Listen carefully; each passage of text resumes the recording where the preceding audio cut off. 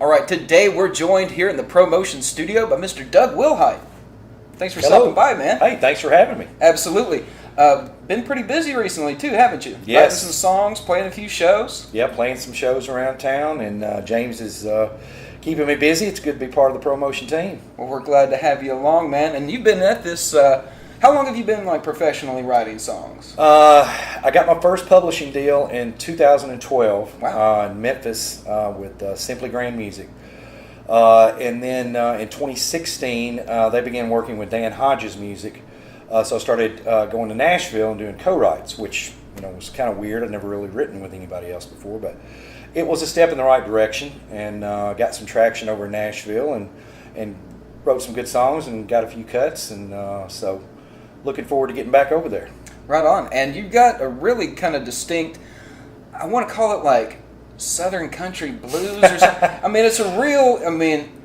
It's a real marrying of those two very distinct, like East or Tennessee sounds. You've got the West, which is all that Delta blues, and then you've got like the bluegrass country and stuff of the East. Mm-hmm. Did you just kind of come naturally, or is that just the sound that you worked on? Well, I was born in Helena, Arkansas, on banks of the Mississippi River, right across from Mississippi where all the blues started. Mm-hmm. So I listened to KFFA as a kid. Yeah. Heard all that blues, and was Robert Johnson, Muddy Waters, Elmore James, Lightning Hopkins. Loved it. Loved it. And as I began getting older, my mom was telling me about my granddad playing bluegrass when he was younger. So I started listening to some Lester Flatt and Earl Scruggs and Bill Monroe and stuff like that. And got into the Allman Brothers when I was real young, and that Southern rock thing and that blues thing, that bluegrass, especially when I moved to East Tennessee. You get a lot of bluegrass influences over here. It's I try to take everything and just let it. I don't try to force anything like, okay, this is going to be kind of a blues / country. It just whatever comes of it, and luckily I've been able to get some good tunes out of that. Oh yeah, absolutely you have. It's strange, like that roots music, like blues, and bluegrass, and country. They all have a strange commonality. They're very distinct genres, but they blend so well together just because of, I don't know if it's the feel, it's the vibe, because they all talk from a real provincial kind of place. It's all small town kind of attitudes and mentalities.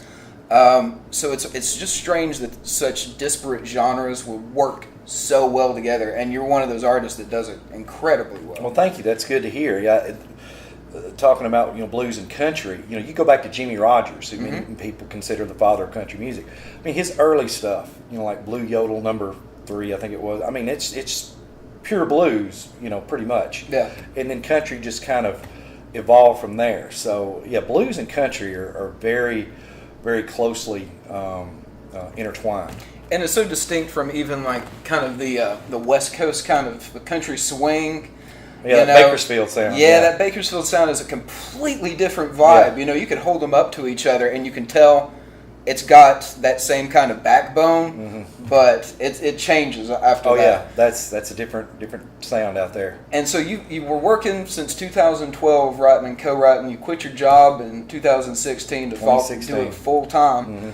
What was that like? Was that just kind of hard transition, or was that one of those you're just going to bite the bullet and got to do it? It was bite the bullet and get it done. Like I said, I was working with Simply Grand over in Memphis and Dan Hodges in Nashville, and it's kind of hard to have a full-time job and write in Nashville. I was taking vacation days and driving to Nashville.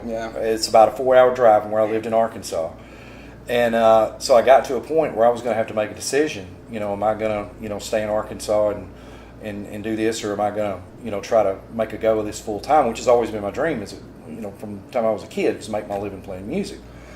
And luckily enough, I've been able to stay busy enough to with live gigs to pay some bills and write some songs, get a few royalties. These days with streaming, it's kind of hard to do, but absolutely. Yeah, we were talking about that earlier. It's just cool to see your name on an album. Absolutely. I remember when I was a kid, I had like an Elvis Presley, 45. Nobody remembers those anymore, but I remember it was Blue Suede Shoes, and it had Carl Perkins under there, and I'm like, I finally figured out that's the guy that wrote the song. I'm like, that is so cool. Yeah. I've always wanted to be able to see my name on an album under a song, and that's the coolest thing of all of it. That's one of those things you can't replace that now with. I was the same way with tapes and CDs and records and stuff. I'd pilfer through, see who produced it, who wrote on it, who was the featured artist on the track, and it's not so accessible nowadays. Right. They bury a lot of that It's metadata.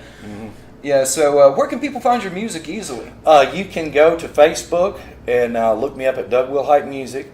You can go to my website, which is DougWilhite.com. It's DougWilhite, just like it sounds. DougWilhite.com. That will link you to my Reverb Nation page. There you can download, stream every song that I've got. Yeah, you got about 20 singles on there or something. Yes, I've got a lot of music there, and hopefully, and it's all recorded by me in like my home studio. You did all that yourself? All of it. Wow, that sounds good. So hopefully in the near future I'll be recording some of those songs here, with a little better quality. So hopefully it'll be something we're looking forward to in the next few months. Yeah, a lot of that is just you and an acoustic. You have a couple of full band cuts on there as well. Yeah, I've got just a program on my laptop.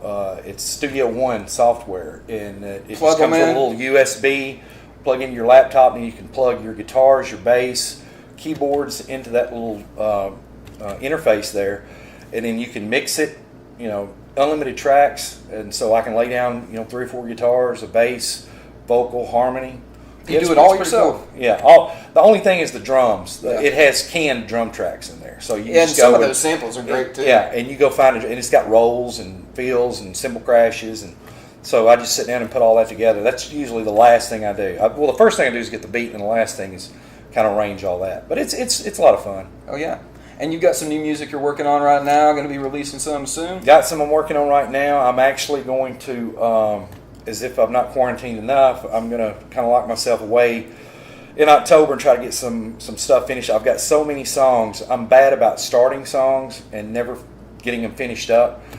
So I've got a lot of loose ends I got to tie up. So the only way I can do that is just hunker down and be alone for a couple of days, 3 days a week. Don't tell Kathy.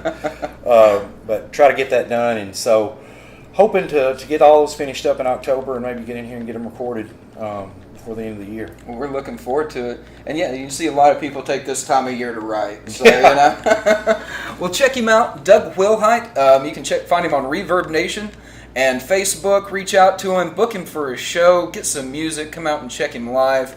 And don't forget to like, subscribe, comment down below. That way you don't miss another ProMotion live session.